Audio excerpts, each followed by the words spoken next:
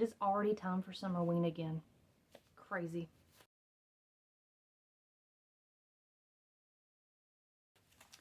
Okay, so if you don't know what Summerween is, I'm going to have the information linked in the description, but Summerween is basically a book challenge, readathon sort of thing that is hosted by Gabby Reads. I've been doing it for the last, like, 3 years, but I think it's been longer than that. And the point is to read, like, kind of spooky thriller mystery books, but some people just read books in general. The prompts are vague enough that you can kind of get away with reading regular books. I think in the spirit of things, you should be reading spooky stuff, but I'm not going to yuck somebody else's yum. If you don't like spooky stuff, don't read spooky stuff. The vibes are still really nice, and everybody's reading at the same time. I highly recommend going to their Instagram. This is Summerween, because, my God, the stuff they've created for it is so good. They have a lot of merch. They have different Instagram templates you can use. There's a bingo that I'm probably going to try to do. There's Instagram tasks to take certain pictures. Like, it's really fun. And ultimately you get to read some more books. The challenges this year are a little open-ended. They give you plenty of opportunity to pick something that works for them. The first one being the classic read a book in the dark. For read a book in the dark, typically I listen to an audiobook and play like a video game, or I do a Lego set, or something that kind of like keeps me busy, but I can listen to the spooky audiobook. Regrettably, there's not like a quick audiobook this year. Last year I did the newest T. Kingfisher in the Sworn Soldier series, but that one's not coming out until this fall, so I guess I'll have to wait on that. But the one I've decided to do for Book in the Dark this year as an audiobook is With a Vengeance by Riley Sager. I don't have a physical copy of that, but I do have it downloaded on Libro FM. This takes place in the past. If I can remember correctly, the book is about a woman who is hunting the people who killed her family, but they all get stuck on a train and something happens and suddenly they all have to work together to survive it. I don't know a lot about it. I don't want to know a lot about it. Riley Sager is like a 50-50 author for me. I either really like the book or I really hate the book. So I'm hoping this is a like. It is also going to work for the Literally Dead book club. That's the book club pick for July, but that's going to be my read a book in the dark. The next challenge is read a novella, a manga, or an audiobook. And while my first book technically works for that, I like to give myself a book for each individual challenge. So for that one, I'm going to be reading Chlorine. I also don't have a physical copy of that, but I'm gonna have that on audiobook, and I'm actually gonna have it on ebook as well. I'm gonna be reading it while listening to it, and I'm gonna have it on my Kindle at the pool, which I think is kind of fun. I don't know a lot about Chlorine besides it's a girl who swims, and I think she thinks she's a mermaid. Like I said, I'm trying to kind of stay away from some of these summaries because I just want to go into it knowing nothing.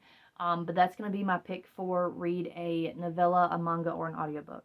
The next sort of non-specific one is read a thriller or horror. And again, if I can read those first two, I've completed this challenge as well. But specifically for this one, I'm going to be reading Pride or Die. This just recently came out and I have it on ebook. And it is about the queer club at a school trying to solve a murder, I believe. I've read like the first chapter. It feels like it's going to have good Summerween vibes, so that's what I'm going for. And I've got that on the ebook so I can read it at the pool or outside if I decide to do like a lake day or something. The next challenge is actually the one that's kind of specific. It's read a book with a sky on the cover, and I've got a couple put out over here, but the one I'm going to read, finally a physical copy, Vampires of El Norte. I haven't heard a lot about this. There's like a friends to lovers, missed opportunity romance kind of thing thrown in here. I'm always a big fan of a romance with my horror. I love those two together. And there may or may not be vampires. Again, I don't want to know a lot, and I haven't looked up stuff for it, but this is going to be sky on the cover. The next book is The Last Challenge, owned for over a year, and that called me out very specifically. I definitely have way too many books in here that I haven't read, but I've owned them for a year. And this one I also have a physical copy of. I'm going to be reading Private Rights by Julia Armfield. I read Our Wives Are Under the Sea, I think 2 years ago for this, and listened to it on audiobook, and so I had to get this when it came out last June. It's also a retelling, I believe, of King Lear, where like the king is splitting his stuff between his three daughters, and it's like whoever shows they love me the most gets it, and the youngest one's like, this is stupid. But this takes it into like modern day, and they're stuck on an island, and it's kind of like not a locked room mystery, but an isolated setting mystery. It's apparently gay. It does have horror in it. It said it in the description, it's got horror in it. It might not be horrific, it might be more on the mystery thriller side of things, but I'm still going to read it. because I have owned it for over a year and I need to read it. Now, usually I like to do recommendations for these as well, so I'm gonna do like a real quick rundown of the first things that come to mind when I look at these challenges for you and options that I think will be good for folks. For a book in the dark, obviously my brain goes to read an audiobook. So for good audiobooks, I would do anything from the Sworn Soldier series by T. Kingfisher, if I can speak, because those are spooky, but they're also very, very funny. They're very easy to access if you're not really a horror person. And they're also very, very quick. So they read very efficiently. You don't have to spend a lot of time on them. For other books in the dark, like audiobooks, and I'll use both challenges, read the audiobook. I'm always going to recommend The Haunting on the Hill, which is the sequel to The Haunting of Hill House.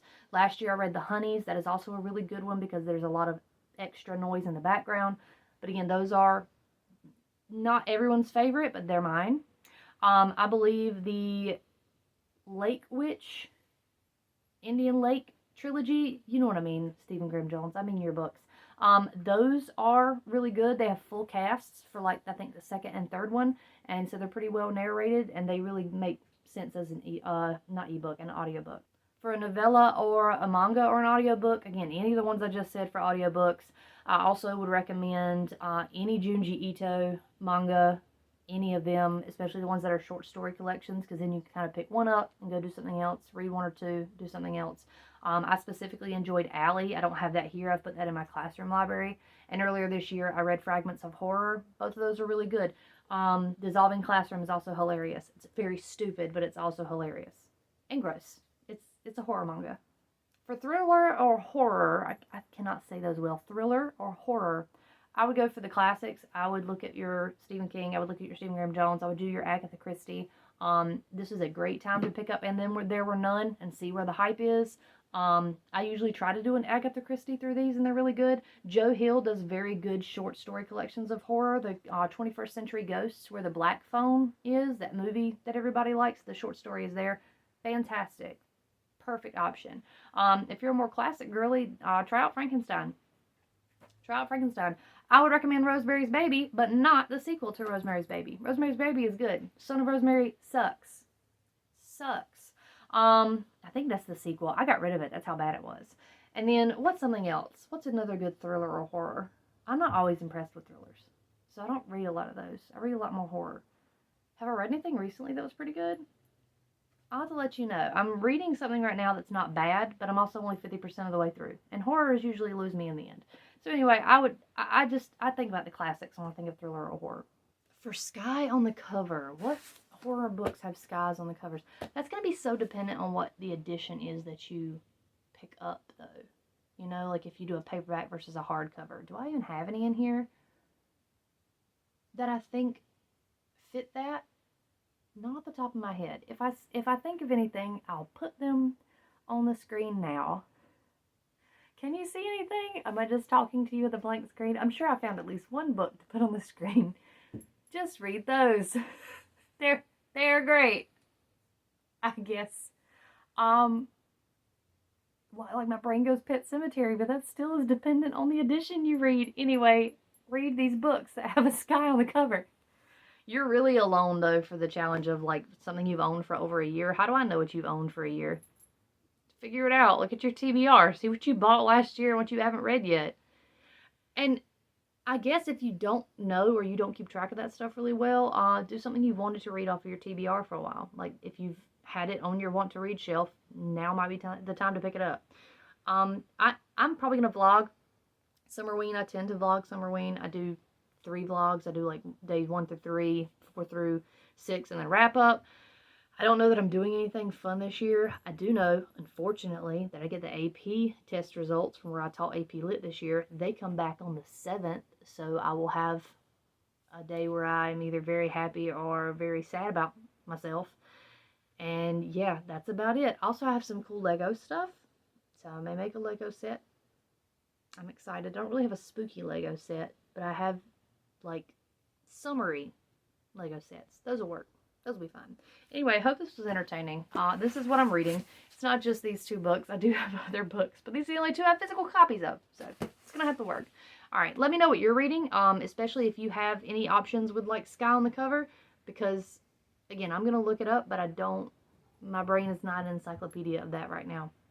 So, okay, bye.